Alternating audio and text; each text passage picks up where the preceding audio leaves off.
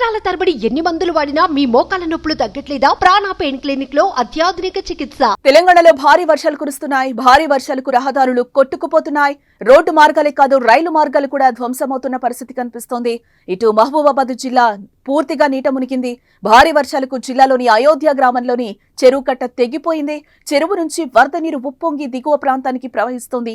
ఇంటికన్నెకే సముద్రం మధ్య railway track ఈ వరదకు ధ్వంసమైంది.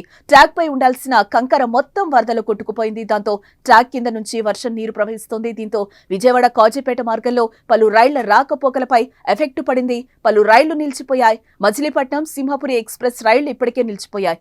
మహబూబాబాద్ రైల్వే స్టేషన్లోనే ఈ రైళ్లను నిలిపేశారు. దాంతో పందిళ్లపల్లి వద్ద 4 గంటల పాటు మహబూబ్ నగర్ విశాఖ ఎక్స్ప్రెస్ నిలిచిపోయింది. దాంతో ప్రయాణికులు తీవ్ర ఇబ్బందులు పడ్డారు. ధ్వంసమైన ట్రాక్ ను పునరుద్ధరించేందుకు అధికారులు చర్యలు చేపట్టారు. అయితే సరిచేసేందుకు సమయం పడుతుందని చెప్తున్నారు అధికారులు. ఇటు మరోవైపు దంచికొడుతున్న వర్షాలకు సూర్యాపేట జిల్లాలోని మఠంపల్లిలో కూడా రైల్వే ట్రాక్ కొట్టుకుపోయినట్లుగా తెలుస్తోంది.